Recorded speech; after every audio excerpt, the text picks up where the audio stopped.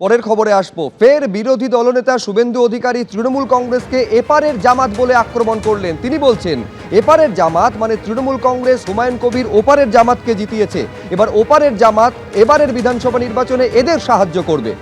কি বলেছেন দেখুন।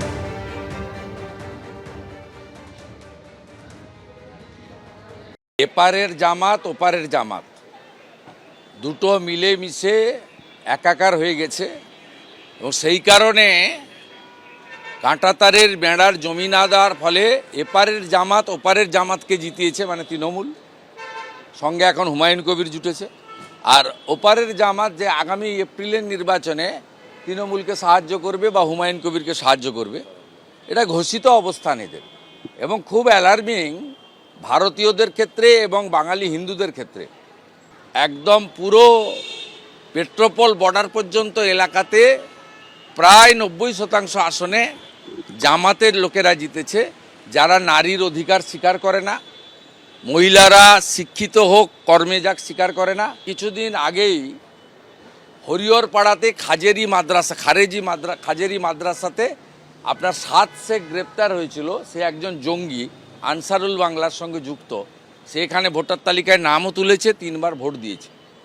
সব মিলিয়ে আমাদের আসন্ন নির্বাচনে আমাদের জাতীয় সুরক্ষা এবং হিন্দুদের সুরক্ষা ভবিষ্যতের প্রশ্ন যুক্ত।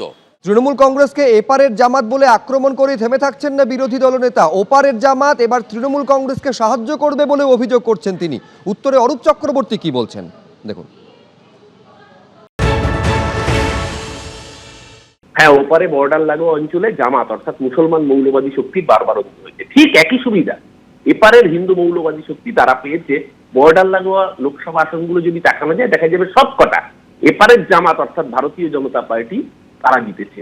মৌলবাদ সে হিন্দু হোক বা মুসলমান হোক, দুটোই সমান ক্ষতিকর।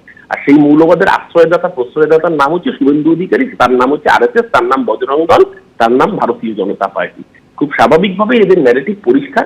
বাংলা হিন্দু মুসলমানে বিভাজিত কোনোদিনও হয়নি, আগামী দিনও হবে না। শুভেন্দু চেষ্টা করছে, আপ্রাণ চেষ্টা। বাংলার মানুষ হিন্দু মুসলমানে বিভাজিত হওয়ার রাজনীতিকে এর আগেও প্রত্যাখ্যান করেছেন, আগামী দিনও প্রত্যাখ্যান। কেন্দ্রীয় স্বরাষ্ট্রমন্ত্রীর ফের রাজ্যে আসাকে কটাক্ষ করেছেন তৃণমূলের রাজ্য সহ সভাপতি জয়প্রকাশ মজুমদার। কি বলছেন তিনি আপনাদের দেখাবো, পাশাপাশি দেখাবো অধীর রঞ্জন চৌধুরী, তিনিই বা কি বলছেন।